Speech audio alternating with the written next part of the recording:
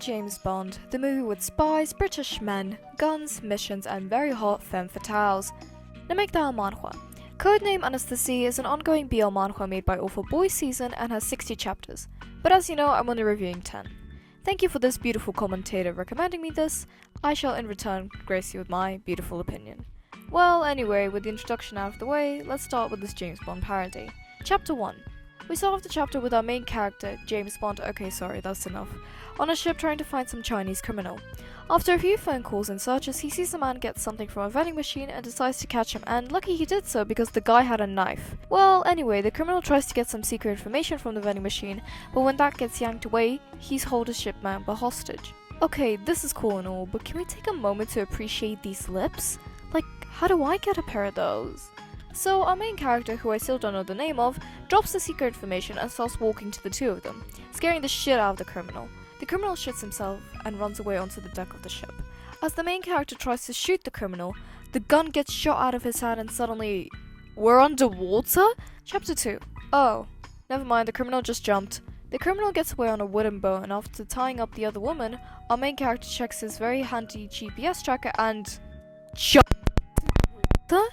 I get justice and all that, but did we learn nothing from the Titanic? That water's probably negative 40 degrees, what are you doing? A dork by the name of Yoon Jong-woo picks our main character up from the water and starts following the criminal. Oh damn, he's hot now. Anyway, they start getting shot at and our hot gay James Bond crashes the boat onto the criminal. The criminal tries to get away, but he gets Finding Nemo'd and fished out of the water. Our James Bond loads Yoon with a bunch of work and leaves him on the boat with a hole in it. Very kind of him, I know. Chapter 3. It's chapter 3 and I still don't know this guy's name. Oh, fucking finally, it's Kwon Tae-ju. After the mission, Kwon gets on a train with the hope to see his mother for her birthday, but as the train is going off, he gets a call from work saying that they urgently need him. So urgently, in fact, that they even stop the train for him. Kwon steps into the office and finds his two vice presidents, who explain to him that North Korea and Russia have joined hands to make a new weapon of mass destruction called Anastasia. The most surprising part of this whole conversation to me wasn't the fact that they were making a weapon of mass destruction. It wasn't even the fact that the name of the manhwa is in the manhwa, but the fact that they mention actual real countries. Like, what do you mean two of the most communistic countries are mentioned in a gay James Bond manhwa? Basically, to sum it up, they want Kwon to go to Russia to find Anastasia on behalf of Morgan. This is really some Russia with love shit. Chapter 4. Kwon accepts the mission being that he has to infiltrate Russia as a guy named Hiro Sakamoto, and while his plan seems normal, Kwon can't help but feel like something is wrong. But who cares about that, right? Let's introduce our, what I assume, love interest. Psych Bogdanov, a blonde man who's called Nuclear Bomb more than his actual name. Why? I don't know, but it's best to avoid him. Fun fact, Psych actually means psychopath or asshole in Russian. Let's hope that doesn't foreshadow anything. With a weird underwear situation, a bouquet of flowers and a helpful warning, Kwon leaves to go to his mother. Or to Russia. I don't know at this point. Chapter 5. We find out a bit about Kwon's backstory and his family life. His father was a soldier and ended up dying because he valued his country over his family. Because of this, Kwon's mother didn't want Kwon or his brother to go into any military occupation. But his brother did and died there. Since then, the mother has been obsessed with Kwon, not wanting to lose her only son. Obviously, because of this, Kwon has kept his mouth shut, and honestly, I think that was a good idea. In his Sakamoto disguise, Kwon arrives in Russia and meets Vasily Alexandrovich, who is supposed to pick him up. They get into traffic and Vasily suggests getting a shortcut, which leads the three of them to go in circles until Kwon or Sakamoto, I guess whichever you want to call it, points it out. The car stops before some guys jump into it and press a gun to Kwon's neck, telling him to behave himself. Chapter 6. Kwon beats the shit out of everyone as the car's getting shot tries to escape. But after a smirk from a mystery man, the car crashes into another one. Kwon gets out of the car and gets held at gunpoint, which he runs away from by taking off his disguise. But guess what? Another car hits him. Kwon successfully runs away and the mystery man smirks again. I'm gonna take a wild guess and say that this is Psych. Come on, you know this always happens. Chapter 7. Kwon keeps getting cornered, some from the stairs, some from the front, but he manages to kill them every time. Or at least, most of the time, since once he's out of ammo, guns and hope, he turns to his trusty tiny bomb. An unconscious man flies through the door before Kwon can do anything, and the 200cm consciousness taker walks out of it briefly afterwards. Kwon gets ready to use his bomb, but it gets knocked out of his hand by this 200cm fellow. As an epic explosion goes off in the back, Kwon gets pressed to the ground by this guy. Kwon analyzes that this 200cm monster should be pretty young, fancy, and gay because he's stripping him? Okay, that wasn't in the analysis, but still, how did we get here? Anyway, he cuffs Kwon to the railing and leaves. Chapter 8. After a quick chat with the Russian police, Kwon in his disguise finally goes to his hotel and checks out the cigar shop in there to try and find out the cigar that the 200cm man was smoking. He tries one, but it's too cheap. He tries another, but the smell wasn't sweet like honey or wet like soil. He tries a third, but it's not as strong, rich or wet as the other ones, even when dipped in French brandy. He tries a fourth. No luck. But then they find one pack of cigars that was made for the 40th year of the cigar brand. It had fermented for 6 years in the box, and every cigar itself cost $400. Kwon, having his curiosity fulfilled, pays the man and buys a single cigar. I don't know where I'm going with this, but I just think that this panel looks cool. Chapter 9. After taking off his mask and taking a shower, Kwon talks to the General Director Lim. Turns out that someone from Gazprom was waiting for him at the airport, but because his flight was delayed, he ended up missing the real ones and got kidnapped instead.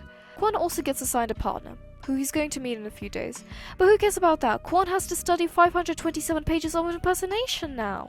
At the formal lunch event thing, Kwon waits for the Gazprom CEO and goes looking for him after 30 minutes. Not finding much information, Kwon goes to the bathroom. And into the bathroom follows the same young yet calm voice, crocodile shoes, and rich deep aroma he met that day. With sweat running down Kwon's face, he sees this motherfucker enter. Chapter 10. Kwon tries to run away from the bathroom but gets called out.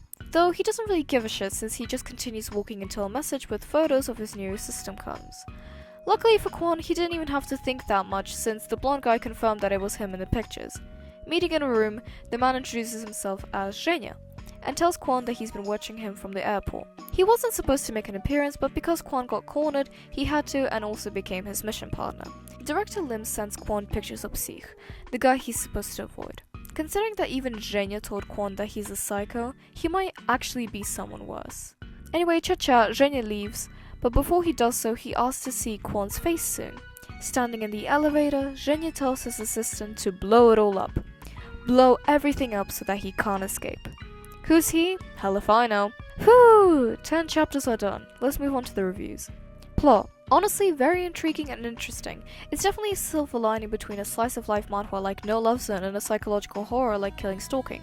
It's got the action, the thrill, the humor, and the batshit crazy characters. However, I must say that this manhwa gives off Call of Duty vibes. I don't know why, but it seems very much like a manhwa that would lure little prepubescent COD addicts into reading it and then jump scaring them with gay sex. Not saying that it diminishes the quality of the plot. I'm just saying that if a person like that is reading this, then I wouldn't be surprised. Other than that, it's genuinely a well-made plot, and I respect the author for putting some effort into trying to incorporate true Russian aspects into its version of Russia, from the Russian writing to the names. I'm glad to see that the culture is being respected. If you like spies, missions, light politics, murder, James Bond, and gay men, then this might be for you. I say might because there is some force applied from both parties, you know, with Kwon's wrist and stuff. So I don't know how that's going to go in the future chapters, but whatever suits your tastes, I guess. Characters.